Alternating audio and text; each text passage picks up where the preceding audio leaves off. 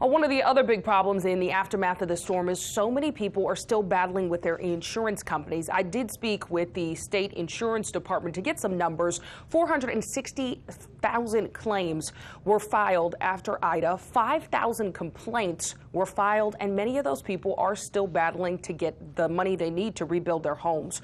One of those families is the Brantleys. They live in Larose, and it has been very hard for many people. What makes their situation unique is that they have an 18-year-old son who is severely autistic, and not being able to rebuild has been so difficult on them. Here's their story.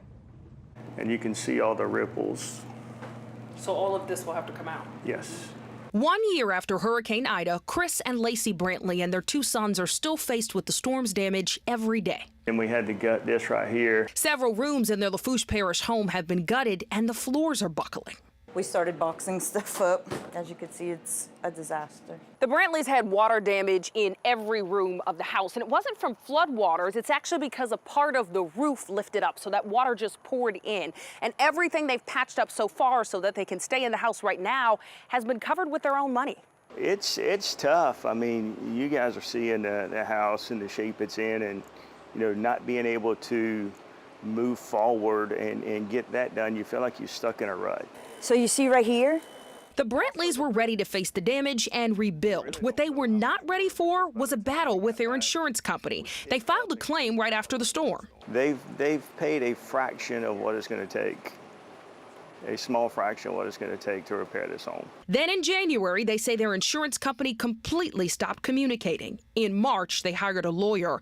They're now left in limbo waiting for a resolution. I don't feel like doing anything in this house. It's very depressing, just staying here and looking at everything every day, especially with Payton not being able to have his own stuff. Payton is the youngest member of the Brantley family. He's 18 years old, but he's severely autistic and nonverbal.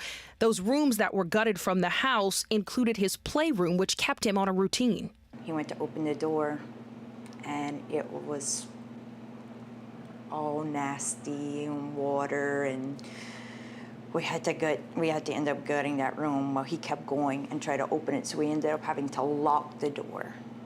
Well, he didn't understand. He would come get us. Payton spends a lot of time with his older brother Jacob, but he's gone back to school at Nicholls State. He has regressed really bad. It has been a real struggle with him. He loves his own space. He has stomach problems. He always had stomach problems, but now it's worse. He'll make more accidents. At school, he's been having episodes where he's been punching himself. He can't express himself because he's nonverbal, but he's more agitated now. When the home repairs finally get started, Chris and Lacey will have to live in a camper with Payton while things are getting fixed up. And as the insurance company leaves them at a standstill, Lacey says she knows the company has no idea what they're going through. It's just been very, very hard, and it's been very rewarding seeing everybody else's houses being ready and they getting in their houses, but it's still like, we just want to know something. If we have to tear down the house, if we have to redo everything from ground up, that's fine. We just want to know something.